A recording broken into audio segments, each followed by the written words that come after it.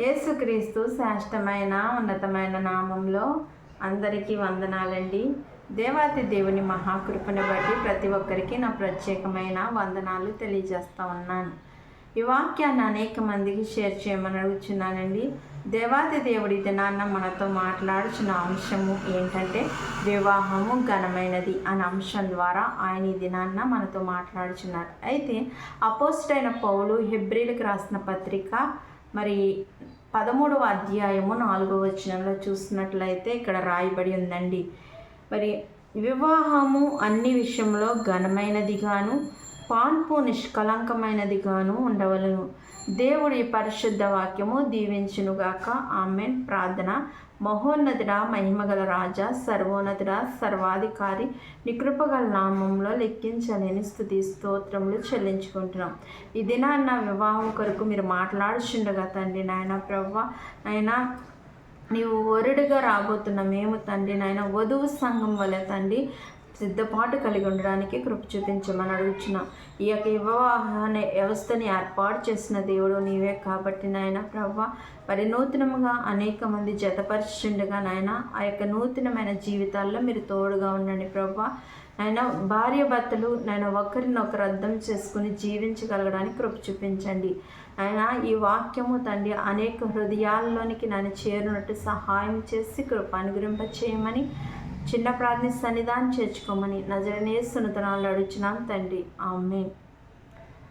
దేవుని వాక్యం మనకి ఏం తెలియజేస్తుందంటే వివాహము ఘనమైనదని తెలియజేస్తుంది. వివాహము అన్ని విషయంలో ఘనమైనదంటండి. ఒక పురుషుడి ఒక స్త్రీ జతపరిచేదే వివాహ బంధం కదండి. అయితే అలనాడు మొదటి వివాహము ఎక్కడ జరిగిందంటే ఏదెను వనంలో జరిగింది కదండి. ఆదాముల వివాహమే మొదటి వివాహము. అయితే ఆదాము దేవుడు కలుగజేసుకున్నాడు. ఆదామును ఏదెను వనంలో ఉంచినప్పుడు దేవుడు చల్లపూట వేళ ఆదాము యొద్దకు వస్తూ ఉండేవాడనమాట. వచ్చినప్పుడు దేవుడు ఆదాంతో మాట్లాడి వెళ్ళిపోయేవాడు. వెళ్ళిపోయిన తర్వాత ఆదాము ఒంటరిగా ఉంటున్నాడు.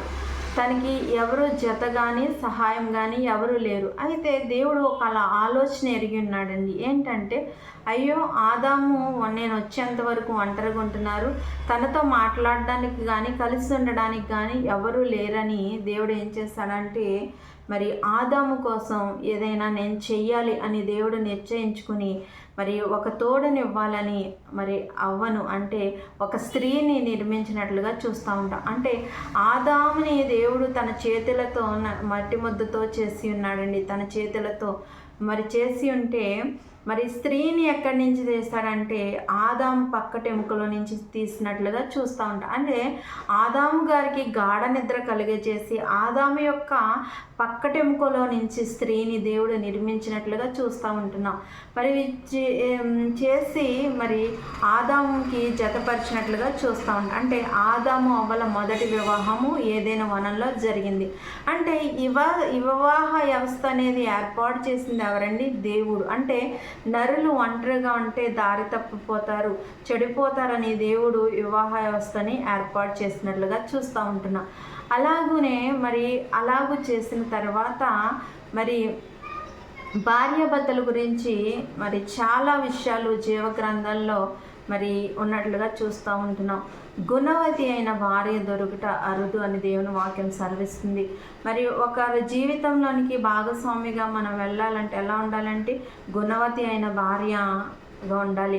గుణవతి అయిన భార్య ఎలా ఉంటుందంటే అండి ముత్యము కంటే అమూల్యమైనదని గుణవతి అయిన భార్య కొరకు రాయబడింది. అంటే ఆమె తన ఇల్లుని ఏం చేసుకుంటుందంటే అండి చక్కపరుచుకుంటుంది. తన కుటుంబాన్ని ఆమె చక్కగా కట్టుకుంటుంది గుణవతి అయిన భార్య అయితే అని దేవుని వాక్యం సెలవిస్తుంది. వివాహం అనేది దేవుడు ఏర్పాటు చేసిందే. వివాహం చేసుకోకూడదు అని జీవగ్రంథంలో ఎక్కడా రాయబడలేదండి. వివాహము అన్ని విషయంలో ఘనమైనదని దేవుని వాక్యము మనకి తెలియజేస్తుంది. అంటే వివాహ వ్యవస్థని దేవుడు ఏర్పాటు చేశాడు. అయితే ఈ యొక్క వివాహము అయిన తర్వాత అప్పటి వరకు ఎవరికి వారు వేరువేరుగా ఉన్న ఇద్దరు వ్యక్తులు ఏం చేయబడతారండి? వివాహం అనే బంధం ద్వారా జత చేయబడతారు. అయితే అందుకనే దేవుని వాక్యము ఏం తెలియజేస్తుందంటే తన తండ్రిని తల్లిని విడిచి తన భార్యను హత్తుకునునని దేవుని వాక్యం. అంటే అప్పటి వరకు తల్లిదండ్రులు ఆసరాగా ఉంటారు. వాళ్ళు పెంచి వివాహం చేసేంతవరకు ఒక స్త్రీకి ఎవరు ఆసరాగా ఉంటారండి? తల్లిదండ్రులు ఆసరాగా ఉంటారు. మరి ఆ యొక్క వివాహ సమయం వచ్చినప్పుడు మరి ఆ యొక్క కుమార్తెకి లేకపోతే ఆ కుమారుడికి వివాహం చేసినప్పుడు వాళ్ళు ఎలా ఉంటారంటండి? తల్లిని తండ్రిని విడిచి తన భార్యను హత్తుకున్న దేవుని వాక్యం. అంటే తన భార్యను ఎలా ఉంటాడు? హత్తుకుని ఉంటాడు. వాళ్ళు ఇప్పటి వరకు వారు వేరు వేరు శరీరాలు కలిగినా కూడా వివాహం ఎప్పుడైతే వాళ్ళ జీవితంలో జరుగుతుందో వాళ్ళు ఒక్క శరీరంగా ఉంటారని దేవుని వాక్యం అంటే వేరు వేరు శరీరాలు అయినప్పటికీ కూడా వివాహము ద్వారా భార్యాభర్తలని దేవుడు ఎలా చేశాడండి? ఒక్క శరీరంగా చేశాడు. అంటే మరి ఇద్దరు సగభాగంగా దేవుడు ఏర్పాటు చేసినట్లుగా చూస్తూ ఉంటున్నాం. అందుకనే భార్యాభర్తల మధ్య ఎటువంటి దాపరికాలు ఉండకూడదండి. ఒకరినొకరు మరి ఏమున్నా కూడా మరి షేర్ చేసుకునే వాళ్ళు ఉండాలి. కష్టం అవ్వనివ్వండి, నష్టమైనవ్వండి, ఏదైనా కానివ్వండి, భర్త దగ్గర భార్య ఏమీ దాచిపెట్టకూడదు. అలానే భార్య దగ్గర భర్త ఏమీ దాచకూడదు. ఎందుకంటే వాళ్ళిద్దరూ అవి మరి చెప్పుకున్నప్పుడే ఆ కుటుంబం అనేది ముందుకి నడిపింపబడుతుంది.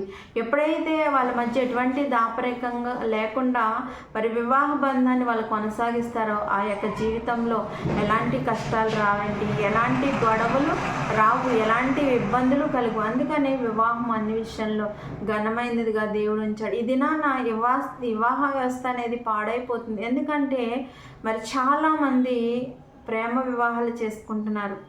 ప్రేమ వివాహాలు చేసుకుని వాళ్ళు మరి ఆ ప్రేమ అనే మైకంలో వాళ్ళు ఏం చేస్తున్నారంటే వాళ్ళు లేకపోతే నేను బ్రతకలేను, లేకపోతే వాళ్ళ కోసం నేను చనిపోతానని మరి చాలామంది వాళ్ళ ప్రాణాలు తీసుకునేవారు ఉంటున్నారు. అది నిజమైన ప్రేమ కాదండి. నిజమైన ప్రేమ అనేది దేవుడు మనకిచ్చిన ప్రేమ. అయితే మరి వాళ్ళు ప్రేమించి వివాహాలు చేసుకుంటున్నారు. అంటే వాళ్ళు ఒకరినొకరు పూర్తిగా అర్థం చేసుకోవట్లేదండి. చేసుకోకుండా వివాహం చేసుకుని వాళ్ళ యొక్క జీవితాంతం కలిసిన జీవితాలు ఒక 2 నెలలు 3 నెలలు కలిసి ఉంటాం. తర్వాత వాళ్ళ మధ్య విభేదాలు రావడం, గొడవలు రావడం, విడిపోవడం అనేది జరుగుతుంది. మరి ప్రేమించి పెళ్లి చేసుకోవడం తప్పు కాదు, కానీ ఒకరినొకరు అర్థం చేసుకోకపోవడం తప్పు. ఎందుకంటే మరి ఒక స్త్రీ ఎవరైనా ఇష్టపడి మరి తను ప్రేమించినప్పుడు ఆ యొక్క అబ్బాయి యొక్క మనసులో ఎలాంటి విధంగా మనస్తత్వం ఉంటుందంటే చాలామంది, అందరూ కాదండి, చాలామంది మనసులో ఏదుంటుంది? నేను తను ఇష్టపడినప్పుడే నన్ను తను ఇష్టపడింది అంటే తను ఇంకా మరి ఇంకెందరి మందిని ఇష్టపడిందో, తన జీవితం ఎలా ఉంటుందని ఒక ఆలోచనలు మైండ్లో వాళ్ళకి తిరుగుతూ ఉంటాయి. అంటే నన్ను ఇష్టపడింది కదా, నాకులాగా ఇంకెవరు నన్ను ఇష్టపడిందేమో అని మరి తను ప్రేమించిన అమ్మాయిని అర్థం చేసుకోక గొడవలు పడేవారు చాలామంది ఉన్నారు. చాలామంది అలానే కూడా ఉన్నారు. ఒక వ్యక్తిని ప్రేమించి ఇంకో వ్యక్తితో మరి చాటింగ్ చేయడం, మాట్లాడడం ఇలాంటివి అనేవి కామన్ అయిపోయిందండి ఈ రోజుల్లో. అలాగూ చేయడము తప్పు. మనం ఎప్పుడైతే ఒకరిని మన భర్తగా మన యొక్క జీవితంలోనికి ఎప్పుడైతే మనము మరి భర్తగా ఒప్పుకొని స్వీకరిస్తామో ఆ క్షణం నుంచి మనం చచ్చేంత వరకు అతనితోనే మనం కాపురం చేస్తూ మనము కలిసి జీవించవలసిన వారమే ఉన్నాం. అందుకనే వివాహము అన్ని విషయంలో ఘనమైనదని దేవుని వాక్యము సెలవిస్తుంది. ఆ ఘనమైన వివాహాన్ని దినాన్న మరి ఎలాగూ తయారు చేస్తున్నారు? మరి ఒక కుటుంబంగా ఉన్న కుటుంబాల్లో విభేదాలు రావడానికి వారిని ఒకరినొకరు అర్థం చేసుకోకుండా జీవించే జీవితమే మరి సాదృశ్యంగా ఉంటుందండి. మరి దేవుడు ఏర్పాటు చేశాడు కదా, ఆదాము అవలను దేవుడు ఏర్పాటు చేసి ఆదాము మరి అవ్వమ్మను జతపరిచి వివాహం చేస్తారు. వాళ్ళ వివాహ బంధానికి గుర్తుగా కయ్యేను హేబేలు జన్మించినట్లుగా మనం చూస్తూ ఉంటాం. అయితే వాళ్ళ మధ్యలో ఎటువంటి గొడవలు వచ్చినట్లుగా మనం చూసామా? అపవాది వాళ్ళ మధ్యలోకి వచ్చి మరి వాళ్ళ యొక్క ఆధ్యాత్మికమైన జీవితాన్ని పాడు చేసింది. కానీ వాళ్ళ బంధంలో మరి వాళ్ళకి వేరుగా ఉన్నట్లుగా గొడవలు పడినట్లుగా మనం చూడం. మరి దేవుడు కానాను వివాహంలో మరి నీటిని ద్రాక్షారసంగా మార్చినట్లుగా చూస్తాం. అంటే వివాహము ఎంత ఘనంగా జరుగుతున్నవి. మరి ఘనంగా గొప్పగా వివాహం చేసుకున్నంత మాత్రాన ఎటువంటి ప్రయోజనం ఉండదండి. మరి మొదటిగా భార్యాభర్తలు ఒకరినొకరు అర్థం చేసుకుని మరి ఏ విషయంలో అయినా ఎటువంటి దాపరికం లేకుండా ఎప్పుడైతే నీ భర్తతో నువ్వు షేర్ చేసుకుంటావో లేకపోతే నీ భార్యతో నువ్వు షేర్ చేసుకుంటావో అప్పుడు ఆ యొక్క కుటుంబ వ్యవస్థలు ఎలాంటి కలతలు రావని ఈ దినాన్ని ఆయన తెలియజేస్తూ ఉన్నారు. మనము అన్నీ మన భర్తకు చెప్పుకునేవారు ఉండాలి. మనకి చిన్న కష్టం వచ్చినా, బాధ వచ్చినా, ఏది వచ్చినా కూడా అలానే భర్తకి ఏదైనా కష్టం వచ్చినా, ఇబ్బంది కలిగిన ఏది కలిగినా కూడా తన భార్యతో చెప్పుకునేవారిగా ఉండాలి. అప్పుడు ఆ యొక్క కుటుంబ వ్యవస్థ అభివృద్ధిలోనికి వస్తుంది. అందుకని వివాహానికి చాలా ప్రాముఖ్యత దేవుడు ఇచ్చాడు.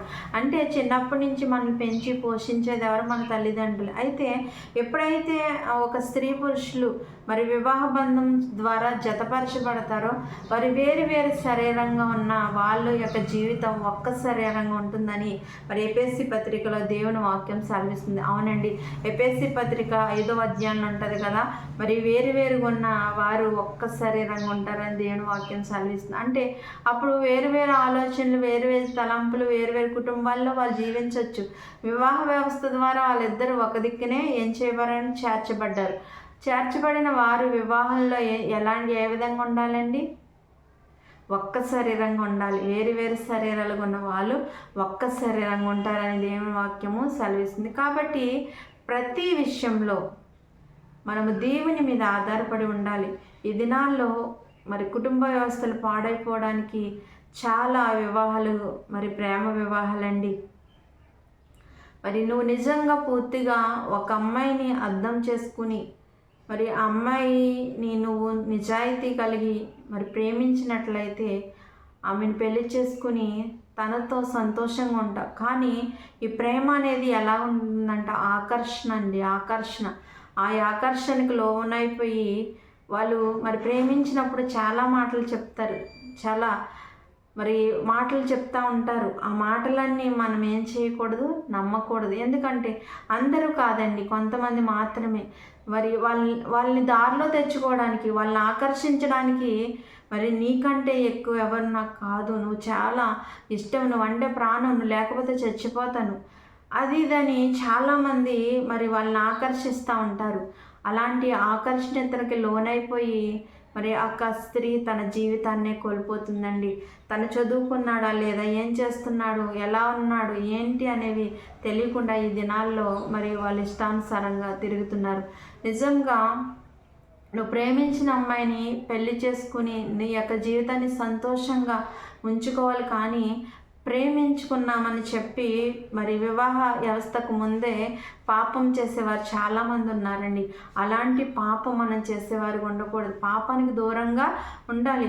నువ్వు నిజాయితీ కలిగి, నీతి కలిగి నువ్వు ప్రేమించావనుకో, మరి అమ్మాయిని వివాహం చేసుకున్నంత వరకు అమ్మాయికి దూరంగా ఉండి, అబ్బాయికి దూరంగా ఉండి వివాహం చేసుకుని ఆ వివాహ వ్యవస్థ ద్వారా మరి జతపరచబడి ఒక కుటుంబంగా కట్టబడాలి. అంతేగాని మరి ప్రేమించుకుని మరి పెళ్ళికి ముందే మరి ఘోరమైన పాపాలు చేసేసి తర్వాత మరి పెళ్లి చేసుకోకుండా విడిచిపెట్టి మరి ఆమె ఏ గర్భము వస్తే ఆ బిడ్డని మరి తీయించేసుకోవడము, లేకపోతే ఆ బిడ్డని ఏం చేస్తున్నారండి మరి కనేసి పక్కన రోడ్డు పక్కన మీద పడేస్తూ అనాథలుగా విడిచిపెట్టేస్తున్నారు. అది చాలా పాపము. మరి మన యొక్క గర్భంలో మరి ఒక శిశువు వస్తున్నాడంటే దానికి కారణం దేవుడండి. దేవుడు మరి గర్భఫలం అనేది దేవుడిచ్చి బహుమానం. అలాంటి బహుమానం లేకుండా చాలామంది మాకు పిల్లలు లేరండి అని చాలామంది కన్నీటితో ఏడ్చేవారు ఉన్నారు. కానీ మరి వివాహం ముందే పాపం చేసి తప్పులు చేసేసి పిల్లల్ని కని రోడ్డు పక్కల మీద విడిచిపెట్టేవారు ఎంతమంది ఉన్నారు? ఆ బిడ్డలేం పాపం చేశారు? మీ యొక్క శరీర కోరికలు మీరు నెరవేర్చుకోవడం కోసం ఒక బిడ్డకి జన్మనిచ్చి ఆ బిడ్డని మరి తుప్పల్లో గట్ట ఇసురు కొట్టేస్తే ఆ బిడ్డ ఏం పాపం చేసిందండి? ఏం తప్పు చేసింది? చాలామంది అలానే చేస్తున్నారు. లేకపోతే మీ కోరికలు నెరవేర్చుకోవడం కోసం వివాహానికి ముందే పాపం చేసి మరి గర్భం వస్తే ఆ గర్భాన్ని మరి ఆ కడుపులోనే అంతం చేసేస్తున్నారండి. అది ఒక హత్యతో సమానము. మరి మన శరీర కోరికల కోసం మనం పాపం చేసేసి మన యొక్క కడుపులో బిడ్డని తీయించుకోవడం అంటే అది ఒక హత్యతో సమానం. అంటే మనం హత్య చేస్తున్నాం. అలాంటి వారు ఎంతమంది లేరండి? వాళ్ళ అంతకులు కదండి. అలాంటి పాపం చేసేవారు ఉండకూడదు. దేవుడు చక్కగా జతపరిచాడు కదండి. వివాహం అన్ని విషయంలో ఘనమైనదని తెలియజేస్తూ వివాహ వ్యవస్థను దేవుడు ఏర్పాటు చేసి ఒక కుటుంబంగా కట్టబడి మీరు మరి ఒక్క శరీరంగా ఉండి మీ యొక్క కుటుంబాన్ని అభివృద్ధిపరచుకోండి అని దేవుడు చెప్తున్నాడు కదా. కాబట్టి అలాగూ మీరు వివాహాలు చేసుకోండి. కానీ మరి చాలామంది ఈ దినాల్లో ప్రేమ వల్ల మోసపోయేవారు చాలామంది.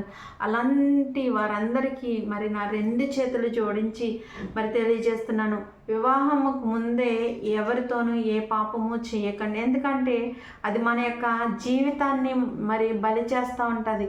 ఎందుకంటే మన జీవితాన్ని నాశనం చేస్తూ ఉంటుంది. ఆ ఆకర్షణలో ఉన్నంతసేపు చాలా బాగుంటుందండి. ఆ తర్వాత మన జీవితం పాడైపోతుంది.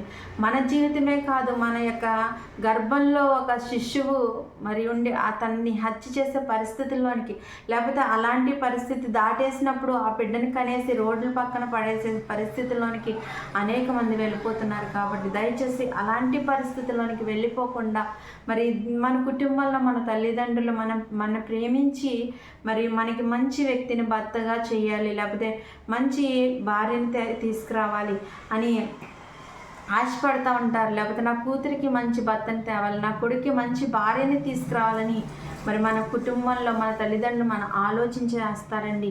మరి వాళ్ళకు లోబడి మనం జీవించి మనకి ఏది అవసరమో మన తల్లిదండ్రులకు తెలుసు. కాబట్టి మన తల్లిదండ్రులు మనకి ఇచ్చే ఆ బహుమానాన్ని పొందుకుని వివాహం అనే మరి సంబంధాన్ని మనం కలిగి ఉండాలని ఈ దినాన్ని ఆయన తెలియజేస్తూ ఉన్నాడు.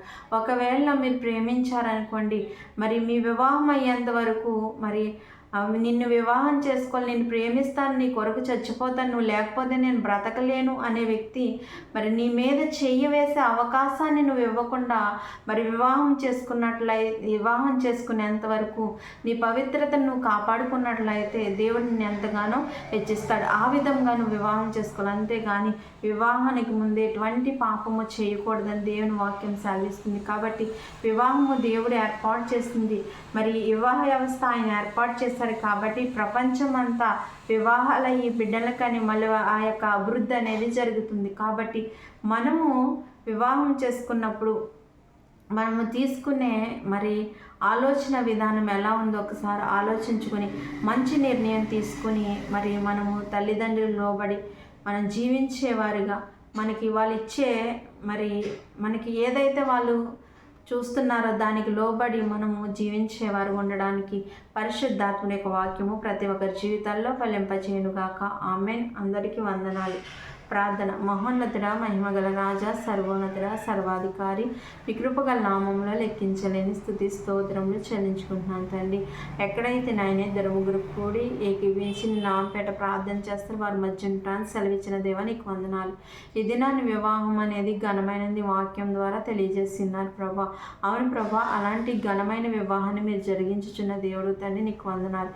ఈ లోకంలో అనేక మంది నాయన ప్రభా యవన బిడ్డలు తండ్రి ప్రేమ అనే మైకంలో పడిపోయి నాయన వాళ్ళు ఏం చేస్తున్నారో ఎలా బ్రతుకుచున్నారో తెలియకుండా నాయన ప్రభా మరి వివాహానికి ముందు విచ్చలవిడిగా తిరుగుతూ వాళ్ళ జీవితాన్ని పాడు చేసుకుని నాయన ప్రభా నాయన గర్భాన్ని ధరించి ఆ గర్భంలో శిశువుని నాయన ప్రభా చంపేసేవారుగా హంతకులుగా ఉంటున్నారు. లేదా తండ్రి నాయన వివాహానికి ముందే మరి బిడ్డను కొని నాయన వాళ్ళు పోషించలేక మరి నాయన ప్రేమించిన వాడు మోసం చేస్తే ఆ బిడ్డల్ని పోషించలేక ఏం చేయాలో తెలియక నాయన ప్రభా మరి నాయన అనేక చోట్ల మళ్ళీ విడిచిపెట్టేసేవారుగా తుప్పల్లో వాళ్ళు పడేసేవారుగా ఇలాంటి భయంకరమైన పరిస్థితుల్లో తండ్రి అనేక మంది యవన బిడ్డలు ఉంటుండగా తండ్రి నాయన ప్రభా అలాంటి జీవితం కాదని నాయన నిజముగా నేను గ్రహించుకుని నాయన ప్రభా నాయన జీవించగలగడానికి కృప చూపించమని, అలాంటి పాపానికి ఎవరు నాయన పాల్పడకుండా నీ కృప అనుగ్రహింప చేయమని ఒక చిన్న ప్రార్థన దేని సన్నిధానం చేర్చుకోమని నజరేయుని యేసు నామములో అడుగుచున్నాను తండ్రి. ఆమేన్. అందరికీ వందనాలండి.